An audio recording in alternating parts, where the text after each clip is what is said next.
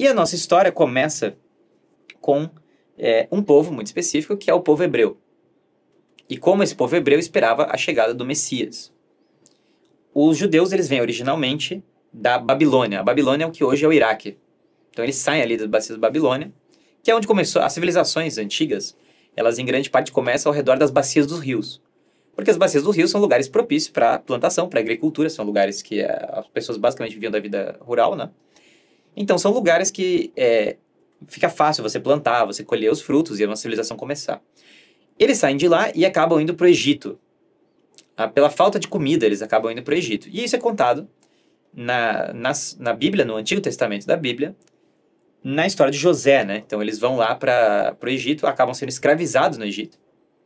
E a escravização deles, ali se você vê a história de José, José tinha 11 irmãos. Esses 12 irmãos são que formam as 12 tribos de Israel.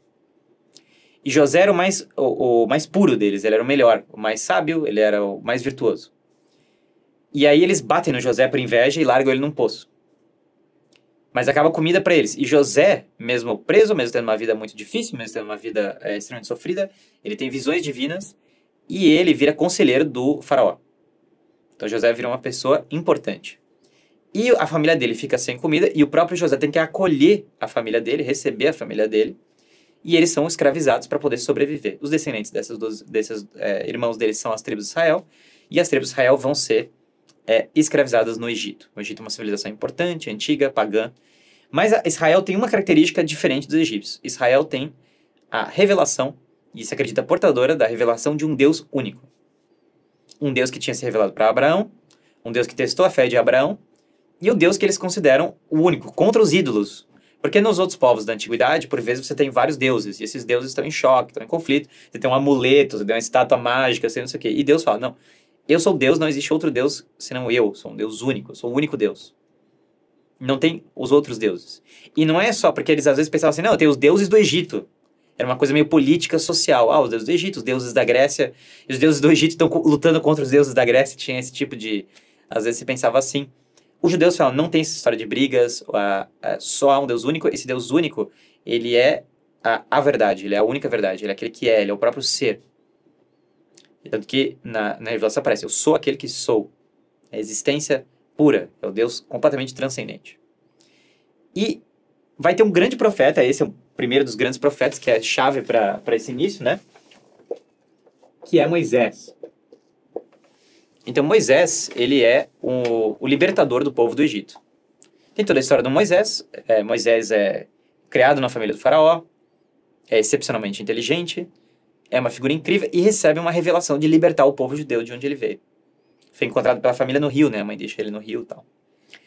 E Moisés tem essa revelação choca muito ele, porque ele vai largar uma vida, a melhor vida possível na corte do faraó, vai deixar essa vida e vai libertar o seu povo, né? Isso é o que é contado no livro do Êxodo. Então, se for na Bíblia, no livro do Êxodo, vai estar contada a história de Moisés.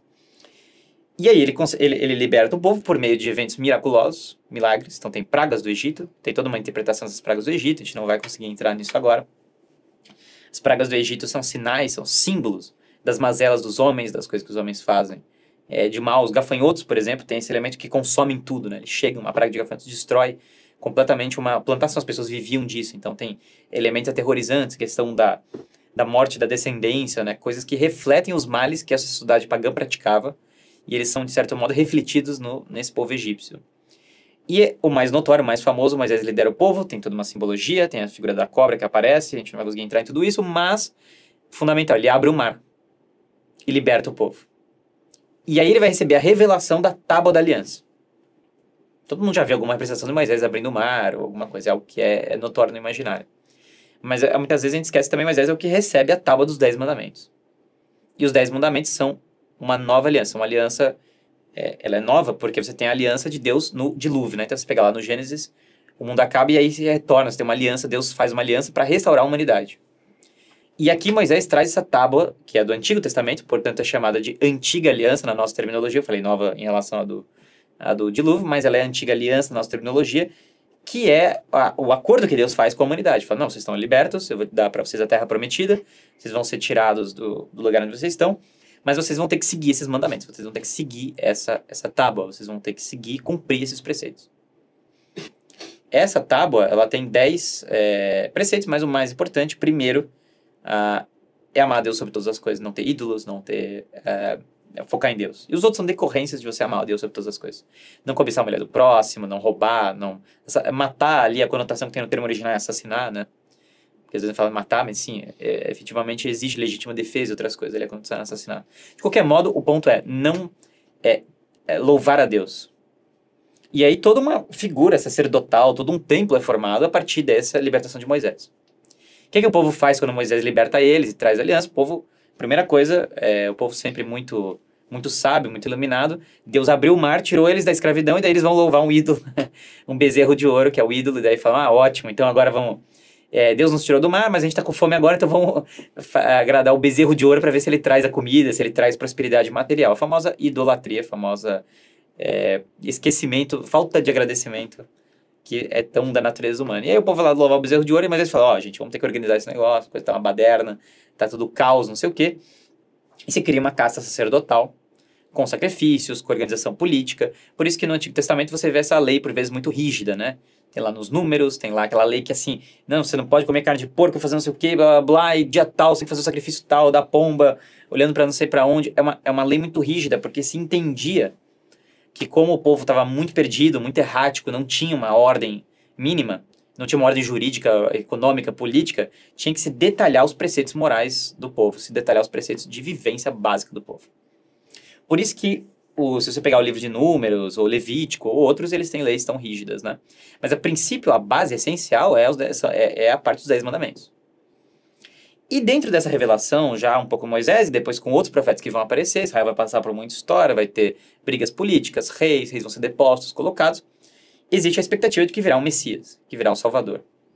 Esse Messias vai efetivamente libertar o povo de Israel, mas não apenas no sentido político, mas trazê-lo para o caminho da salvação. Muitas pessoas interpretam isso como uma libertação política, porque se você olhar a própria história de Moisés, ela tem um elemento distintamente espiritual, mas ela engendra uma libertação política, ela fala de uma libertação política. Eles deixaram de ser escravos dos egípcios. Então existe, paira entre o povo de Israel, uma visão de que não, nós vamos, de algum modo, ser libertos também politicamente. Essa é uma expectativa que é conflituosa com a outra, de que o Messias vai vir para salvar as almas, para levar as almas para o céu. E Israel, então os judeus vão ocupar essa região da Palestina, né? Israel vai ser conquistada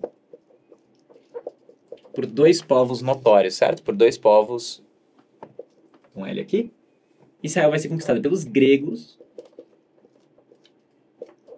e depois pelos romanos. Isso é bem importante. Por que Israel é conquistada pelos gregos? É o império do Alexandre o Grande. Alexandre o Grande foi um grande conquistador, dominou boa parte dos países do mundo, foi aluno de Aristóteles, um dos maiores filósofos de todos os tempos, e Alexandre o Grande, ele leva os reinos gregos até a Índia. Alexandre o Grande saiu da Grécia, saiu da Macedônia, que é uma região grega, mas meio fora da Grécia, mais tradicional, e ele sai conquistando, ele foi lutar com elefantes lá na Índia, o cara fez um dos maiores impérios da história, um dos maiores guerreiros conquistadores, e ele conquista Israel no meio do caminho. Conquista todo o Império Persa, tudo, e Israel ali e tal, passa por cima de Israel. E aí, quando Alexandre conquista Israel, vai ser criada uma elite política em Israel da língua grega. O grego vira uma língua erudita em Israel. É muito engraçado porque o mestre de Aristóteles, né, o discípulo de Aristóteles, o Alexandre, ele recebeu do mestre dele, de Aristóteles, a ideia de que existia um Deus único. Então é bem engraçado como essa elite grega vai se fundir de algum modo com essa cultura judaica. Porque Aristóteles está convicto, está no livro Lambda da Metafísica de Aristóteles. Está convicto que existe um único Deus e que esse Deus ele é suma inteligência, sumo bem, suma beleza. Abriu o livro Lambda da Metafísica, começa a ler lá o trecho, Aristóteles vai descrever Deus exatamente desse modo, ele usa a palavra Deus. Então Aristóteles é bem convicto disso. Algumas pessoas, aí tem as teorias, será que Aristóteles não aprendeu isso dos judeus mesmo? Será que... sem entrar nessas discussões que são longas, até que ponto Platão e Aristóteles, Platão é o mestre de Aristóteles, e Platão também acreditava em Deus, de uma outra maneira, não igual a Aristóteles, mas também tinha essa mesma visão. É muito difícil falar com clareza qual a relação entre os dois, mas Aristóteles conclui visivelmente, claramente, por um Deus único. Então Alexandre, quando conquista ele, já tem essa visão, embora a maior parte dos gregos não tenha essa visão. Isso não tenha sido amplamente difundido entre o povo grego. Monoteísmo, né? Aqui é o monoteísmo dos filósofos, que é diferente do monoteísmo da revelação dos israelitas. De qualquer modo, a conquista de Alexandre traz essa cultura grega para Israel. É por isso que quando a gente fala de igreja, sempre a igreja teve 3 idiomas.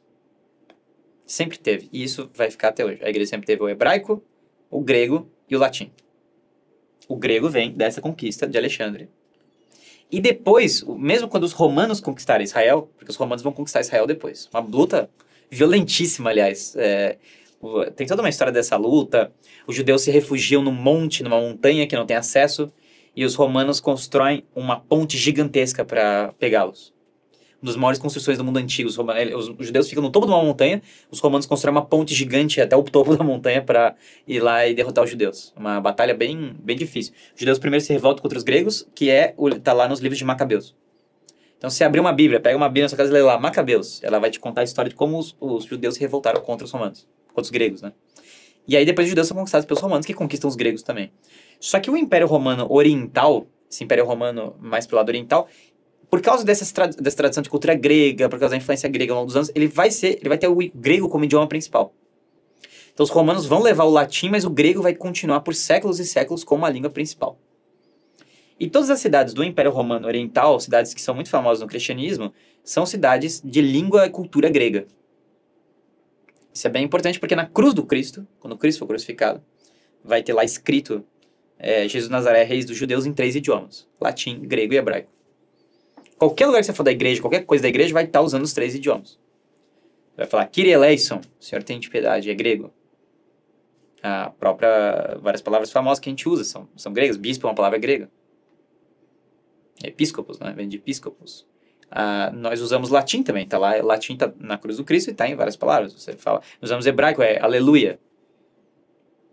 Então nós temos amém, aleluia, a gente usa várias coisas desse tipo. Ao mesmo tempo, o latim sempre pautou a tradução da igreja de vários termos que nós usamos são em latim. Eucaristia é um termo grego. São as línguas que vão pautar a história da igreja inteira. E isso é porque a igreja começa em Israel e os gregos e os romanos vão passar por lá. Então Moisés é a grande referência. Tem um outro profeta muito importante para Israel, que é outro dos maiores, que é Elias. Elias é um dos grandes porque Elias ele é exilado, porque o povo de Israel meio que se vendeu ali na época para deuses estrangeiros.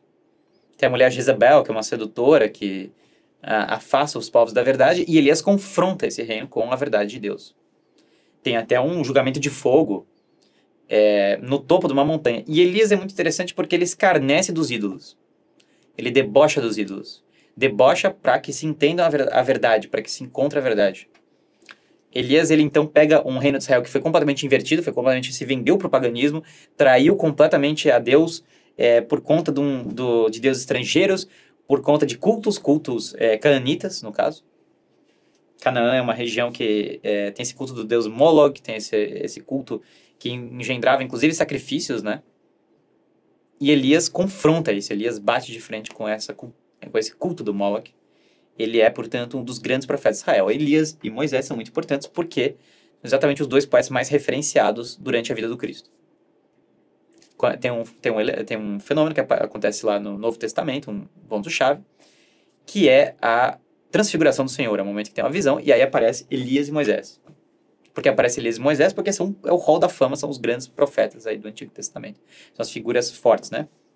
Elias vence a batalha, Elias peita todo mundo, fala, não, meu Deus é verdadeiro, o de vocês é falso, os bruxos de vocês, os ídolos, os sacrifícios humanos são todos falsos, e meu Deus vai provar isso em cima do monte, a minha fogueira vai acender, a de vocês vai apagar, e vai ser assim, e acontece toda a história. Elias da carruagem, toda o livro de Elias, pra vocês conhecerem a história de Elias, vai ser uma das principais, assim, para vocês abrirem lá e verem na Bíblia também. Então, Israel vai ouvindo essa ideia do Messias. Tem um dos profetas, Isaías, que fala isso mais claramente. Isaías fala, olha, ele vai vir, ele é o Messias, ele é o Salvador. Seus pecados podem ser vermelho escarlate, eles serão brancos como a neve, vai ficar os pecados. Vai vir da casa de Davi que é um rei importante de Israel. Eles dão previsões extremamente específicas de como vai ser o Messias. Tem até um autor que fez um americano jornalista que fez uma vez um estudo sobre a chance estatística do Cristo, de uma pessoa aleatoriamente cumprir as profecias todas do Velho Testamento, porque são várias sobre o Messias. E o Cristo cumpre todas, então ele é o sujeito que cumpre todas elas. Ele é da casa de Davi, nasceu na cidade certa, no momento certo, não sei o que, blá blá blá, com todas as descendências certas da mãe e do pai. E aí ele faz essa conta, ele fala que a chance tem, sei lá, milhares e milhares de zeros para depois a vírgula, milhares e milhares de zeros para você saber qual é a chance desse Messias ter vindo. Então, quando o Cristo vem, ele vem realizando todas as profecias do Salvador. Aí toda a história do Cristo vocês podem ver nos 4 evangelhos. O evangelho de São Marcos, o evangelho de São Lucas, São João e São Mateus. Quem são Marcos, Mateus, João e Lucas? Quem são os 4 evangelistas? Marcos é um assistente de São Pedro. Ele começa com São Paulo, depois ele vai para São Pedro, e ele depois vai escrever o evangelho. São Mateus é um dos 12 apóstolos, tal como São João. São João era mais novo, então ele vai ser o último evangelho a ser escrito. O primeiro evangelho a ser escrito provavelmente foi Mateus. Que foi Mateus. Mateus era um pouco mais velho, estava lá presente na vida do Cristo, foi um que já percebeu a necessidade de explicar a doutrina do Cristo para os judeus da época. Mateus que era judeu e era cobrador de impostos. O que era cobrador de impostos? O cara pegava dos judeus o dinheiro e depois ia ter que dar parte desse dinheiro para os romanos. A maior parte desse dinheiro para os romanos, e isso revoltava os judeus, porque era um judeu cobrando os judeus e dando dinheiro para os romanos. Então era uma espécie de traidor. Os caras entendiam que o cara fazia isso por dinheiro, para se promover, e era uma posição odiada. Então, São Mateus é um evangelho que vai ressaltar muito o legado judaico da vida do Cristo. Tanto que o evangelho de São Mateus, vocês abrirem, ele vai ter a genealogia do Cristo certinha, assim. Uma longa genealogia do Cristo. São Marcos é esse menino mais novo, fica lá com São Paulo não tem paciência para ele, manda para São Pedro. São Marcos vai se tornar um grande evangelizador no Egito. Ele vai depois fazer uma missão para o Egito, vai converter várias pessoas, vai ser uma figura bem épica no Egito. Esse não é tão histórico, é meio literário, mas tem um elemento histórico. Tem um capítulo sobre São Marcos na Legenda Áurea, por exemplo. E aí, quanto São Marcos foi impactante para o Egito e tal. São Lucas era um médico, mais de cultura grega, falava um grego mais fluido, você consegue perceber claramente isso lendo o evangelho em grego. E São Lucas, portanto, dá um outro evangelho mais descritivo, mais focado em aspectos humanos, mais muito concreto no evangelho de São Lucas. E São João é um discípulo amado, ele é muito novo, ele é o que persevera e estava na cruz. Então, São João tem 2 coisas interessantes. Ele era muito novo, estava no pé da cruz, e ele viveu mais tempo, então ele conviveu com Nossa Senhora, conviveu com outras pessoas, conviveu com aquelas pessoas que estavam lá presentes na ocasião da vida do Cristo, suficiente para poder aprender com eles e escrever esse evangelho. Então vem o Messias chega, vem a vinda do Cristo. Novamente leia os 4 evangelhos, eu não vou conseguir falar aqui toda a vida do Cristo, realmente tem que referenciar que vocês leiam. Mas é avassalador porque os judeus eram judeus tradicionais. Choca eles as coisas que o Cristo fala. Esse é meu corpo e meu sangue, que não comer do meu corpo e beber do meu sangue não terá vida eterna. Nossa, quem pode acreditar nisso, né? Eles se chocam.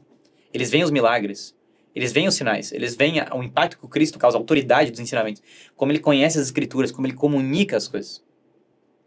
Eles veem como Cristo ele realmente tem uma docilidade,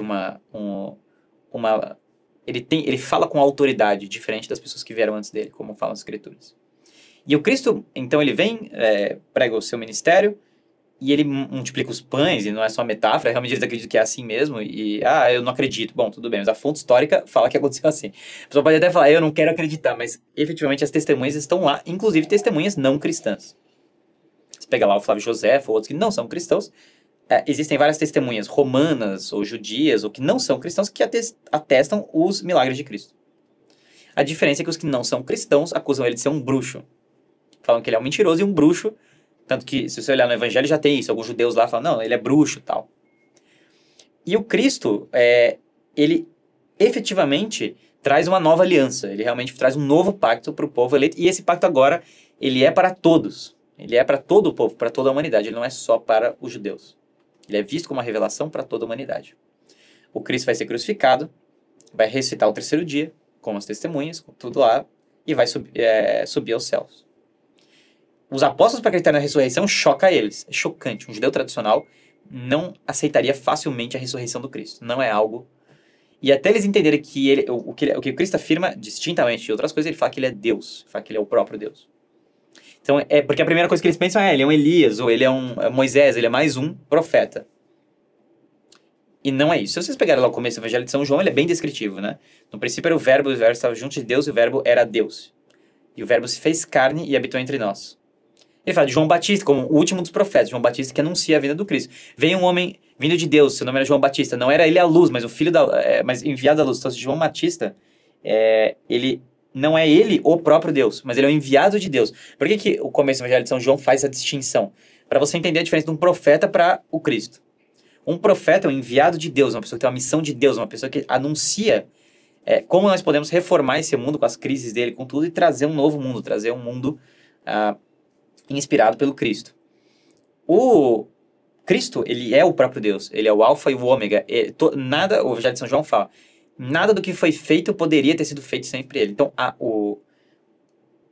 chave da crença cristã é que Deus se fez homem e habitou entre nós, que é o que está lá no Evangelho. Deus, o Verbo se fez carne, Deus se fez homem e habitou entre nós. Cristo é o próprio Deus. E aí tem aquele velho argumento de C.S. Lewis, ou ele é louco, ou ele é Deus mesmo. Porque é uma pessoa que sai falando que é Deus, ou é maluca, ou é Deus. Só que, quando você lê o Evangelho, Cristo não parece louco, ele parece, na verdade, muito sábio. Então aí fica, aí que dá um nó na cabeça das pessoas, porque elas muitas vezes não querem acreditar. No entanto, quando leem, vem uma grande sabedoria nas palavras do Cristo. Então, a partir disso, o Cristo sobe aos céus, e aí começa a nossa história da igreja, em grande parte, porque as pessoas olham e falam, bicho, e agora? O que nós vamos fazer? Então você tem os apóstolos, e os apóstolos agora precisam levar adiante a prática cristã, levar adiante sua missão evangelizadora, seguindo aquilo que o Cristo falou. O que é essa missão evangelizadora? O primeiro passo é batizar as pessoas, trazê-las para a igreja, anunciar, trazer o evangelho é o anúncio de que Cristo é Deus e como elas podem se salvar, e esse anúncio ele vai ser trazido por meio desse trabalho de conversão, pregando a palavra. No começo isso não é escrito, não tem a escrita dos evangelhos. Só depois que os evangelhos vão ser escritos, porque começa a divergente de doutrina, cada um começa a ensinar uma coisa diferente, daí você fala, não, gente, calma. Primeiro você até consegue matar as divergências conversando com os apóstolos. Ah não, vamos conversar com Pedro e ele vai esclarecer, vamos conversar com Paulo e ele vai esclarecer, vamos conversar com Mateus e ele vai esclarecer, só que depois chega um ponto que os apóstolos vão morrer. São João escreve o evangelho mais velho, porque já começa a perceber que eles vão morrer, e inspirados pelo Espírito Santo na visão que eles nos trazem, eles escrevem os evangelhos, os 4 evangelhos. Então o evangelho ele vai tirar as dúvidas do que efetivamente aconteceu na vida do Cristo, mas antes de ter os evangelhos já tem, de certo modo, a tradição da igreja, porque já tem as pessoas ensinando qual é a doutrina da igreja e espalhando ela. E cada região que eles forem, eles vão deixar um representante deles. Esse representante eles chamam de episcopos, é o supervisor de uma área, de um território. O episcopos é o que a gente chama do bispo, a tradução é bispo. Então eles vão os apóstolos vão instaurar bispos. Os bispos, por sua vez, vão nomear presbíteros, padres. Então os bispos vão nomear os padres dentro daquele território. Então, por exemplo, São Paulo vai evangelizar em Antioquia, uma cidade muito importante da época, uma cidade grega. Quem que vai ficar no lugar? Quem que vai ser responsável por Antioquia? Vai ter um bispo de Antioquia. Esse bispo de Antioquia, ele não vai conseguir chegar nas cidadezinhas do entorno. Então ele vai nomear, ou mesmo Antioquia, às vezes é grande demais para ele cuidar de Antioquia inteira. Então ele vai nomear presbíteros, padres. Esses padres vão levar adiante a missão evangelizadora da igreja. Eles vão converter as pessoas, batizá-las, e uma coisa fundamental tem nesses primeiros cristãos, eles vão celebrar a missa. Eles vão distribuir a Eucaristia. Guilherme, qual é a fonte para isso? A fonte para isso é o primeiro catecismo da história da igreja. Vocês já podem ver claramente o processo chamado Didaquê. Didaquê, aliás, quer dizer catecismo. Foi escrito por essa geração pelos discípulos de São João. E os discípulos de São João descrevem a liturgia da missa e eles falam que você tem que confessar os pecados antes de receber a missa. Então, muitas coisas que são tidas como a igreja, que as pessoas acham que apareceu do nada, são apresentadas ali já na Didaquê. O ensinamento dos apóstolos, Didaquê, aliás, é o ensinamento dos apóstolos. E dentro do ensinamento dos apóstolos tem descrita como vai ser celebrada a liturgia. Tem a condenação do aborto. Engraçado, que é um tópico que as pessoas acham que é muito recente. Então, a condenação do aborto na Didaquê, muito claramente, fala, não tirarás a vida do ventre. Então, é bem assim, ela descreve que era um ponto de controvérsia que não estava escrito nos evangelhos e que, portanto, precisava ser esclarecido, por isso que escreveram na Didaquê. Então, os textos dos padres apostólicos, o que é padres apostólicos? Os padres que aprenderam a fé dos apóstolos. Esses textos, eles têm vários ensinamentos, e esses ensinamentos contam muito do que é. Então, essa é a primeira grande geração dos cristãos, que é dos padres da igreja, né? Apostólicos. Então, vem a geração dos padres apostólicos, eles começam a nomear bispos e padres, e esses bispos e padres, vão também nomear diáconos, né, auxiliares para os padres. Então você tem aí 3 ordens da igreja. Mas tem um bispo que se destaca entre os outros. Porque os apóstolos que assumem muito da liderança dessa missão, e os apóstolos vão para lugares os mais variados, tá? Tomé, que duvidou, vai até a Índia. Então, exatamente o que duvidou da ressurreição, que pediu para tocar na ressurreição, vai até a Índia, o que vai mais longe. Para vocês verem o poder da fé dos apóstolos. Tiago, pela tradição, vai até a Espanha, né? São lugares distantes. Então, eles se espalham pelo mundo para evangelizar, para levar a fé para os 4 cantos, porque eles entendem que, sem a verdadeira fé, as pessoas não vão para o céu. É a crença deles. Eles vão morrer, a maioria deles mártires. A maioria deles vão ser mortos por pregar a fé. Não vão ser aceitos no Império Romano. E, notoriamente, Pedro e Paulo vão para Roma. Eles vão para Roma porque Roma é a cidade mais importante do mundo na ocasião. Roma é o centro do mundo. Então eles vão pregar em Roma. Roma também é o lugar mais propício para eles morrerem.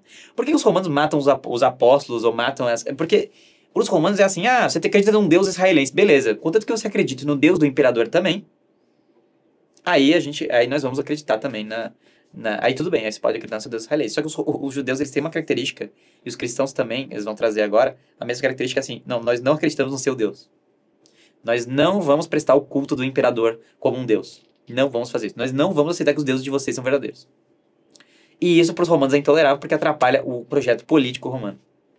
Diferente dos outros povos, porque os outros povos meio que, não, beleza, mais um deus para louvar, a gente já tem um monte, continua com a minha religião e tanto faz, quando vier o oficial do Império Romano, eu faço as coisas que ele quer lá e depois ele vai embora.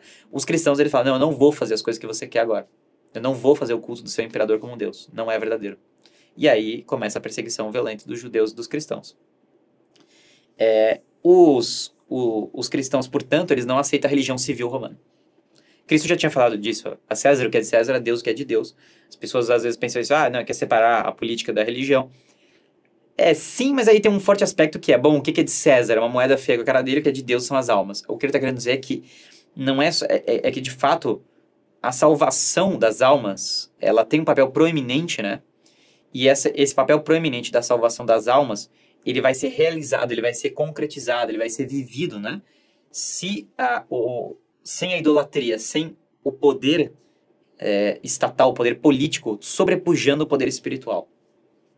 Mas não há problema que o poder espiritual sobrepuja o poder temporal. Mas o oposto é um problema. Então isso é bem relevante. Então quando o Cristo ele prega essa missão, e Cristo é morto em parte por pessoas que queriam um libertador, um Messias político. Barrabás era um revolucionário. Barrabás queria uma revolta armada contra o imperador. Por isso que o povo salva Barrabás. Barrabás vai fazer a revolução. Barrabás é bandido e vai fazer a revolução. Esse é o nosso Barrabás que chama Jesus Barrabás. Né? Então eles pedem para libertar o bandido revolucionário e não o Cristo, porque eles queriam um Messias político já na época. O Cristo claramente não trouxe isso, ele trouxe um caminho de salvação da alma. E os apóstolos morrem então, e São Pedro e São Paulo morrem em Roma. São Pedro morre, São Paulo passa uma espada nele, é maravilhosa a história dele, e São Pedro morre crucificado de ponta cabeça. E onde São Pedro morreu crucificado de ponta cabeça? Ele pediu para ser crucificado, então São Pedro primeiro quer ir embora, ele hesita em ficar lá, ele vai embora, e é a famosa história que ele estava indo embora de Roma, e o Cristo aparece para ele fala, Covades Domini, onde você vai, Senhor? E aí o Cristo fala para ele, estou indo ser crucificado de novo. E aí São Pedro volta para Roma, e é crucificado de ponta cabeça. E se vocês forem hoje, agora, 2020, ano de Nosso Senhor, de 2021, em Roma, e forem na Basílica de São Pedro, e vocês forem lá, vai ter o túmulo de São Pedro. Exatamente no lugar onde fica a Basílica de São Pedro. Se o Papa Pio XII, todo mundo falava, é mentira que o Vaticano fica exatamente onde São Pedro foi crucificado. O Papa falou, abre um buraco aqui que nós vamos encontrar. E tá lá o túmulo de São Pedro exatamente no lugar que o Papa falou. Com um símbolo, que é esse aqui, que é um Chi-Rho, né? As pessoas acham que é um PX, mas na verdade é um Chi-Rho. O X é um Ki, e o outro é um Rho, esse P que vocês estão vendo. Não é P nem X, né? O Chi-Rho representa Cristo, né? Então o anagrama Cristo são letras gregas. E tem esse símbolo lá no túmulo de São Pedro e exatamente o próprio Pedro. Então esse é exatamente o lugar que a igreja fala. São Pedro vai deixar, portanto, uma linhagem de bispos sucessores dele a partir ali da colina do Vaticano, onde ele foi crucificado de ponta cabeça. É isso, gente. Vamos continuar depois na próxima aula com a vida dos primeiros cristãos, com os cristãos no Império Romano, a relação dos cristãos com o Império Romano.